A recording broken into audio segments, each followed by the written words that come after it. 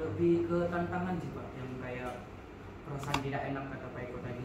Itu tuh dalam jenjang karir sampean selama sampai sini pernah kayak ngaduin atau ngasih SP atau gimana gitu?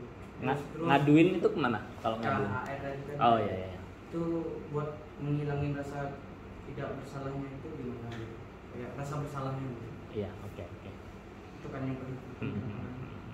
Pertanyaan pertama ya, pernah atau tidak pernah?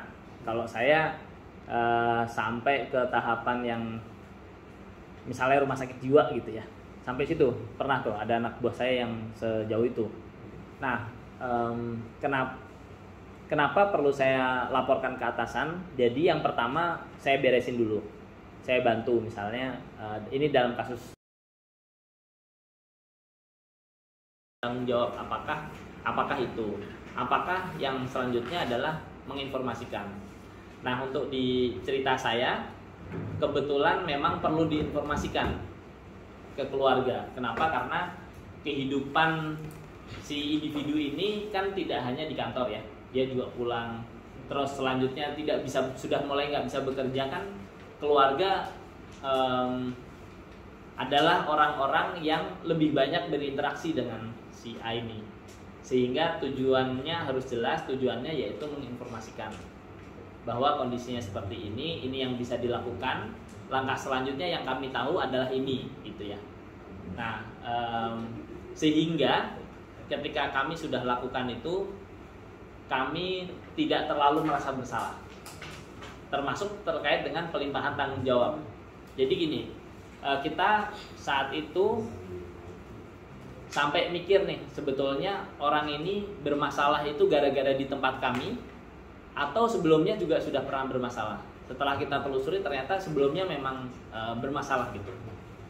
Jadi bukan kita melimpahkan tanggung jawab ke pihak lain, tapi memang dalam hal itulah gitu.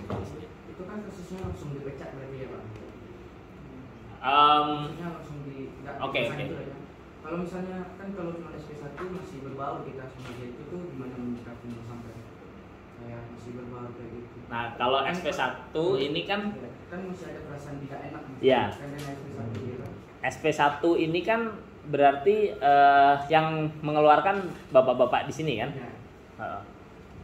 Kalau yang mungkin dilakukan, diomongin dulu sama orangnya.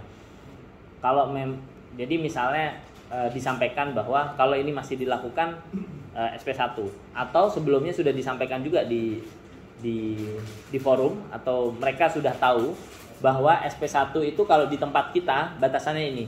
Kalau ini lewat, kita kasih SP1. Ya, mereka harus terinformasi itu dulu.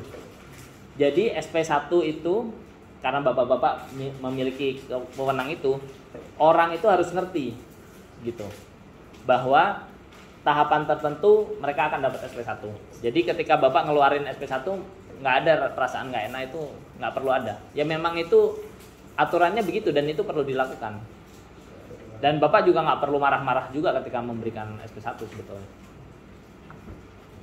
Sama seperti tadi ketika kalau di kasus saya kan agak ekstrim. Kami akhirnya saat itu tidak mengeluarkan orang itu Pak. Tapi memang itu karena kasus ekstrim ya.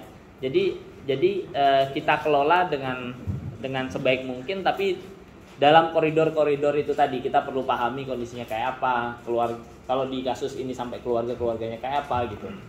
Seperti mungkin kalau di kasus yang lebih sederhana ya, mengapa dia bekerja di sini gitu, kenapa dia mau kerja gitu kan, karena kan tujuan awal kita datang ke sini untuk itu kan, untuk bekerja. Jadi dikembalikan ke situ dulu gitu.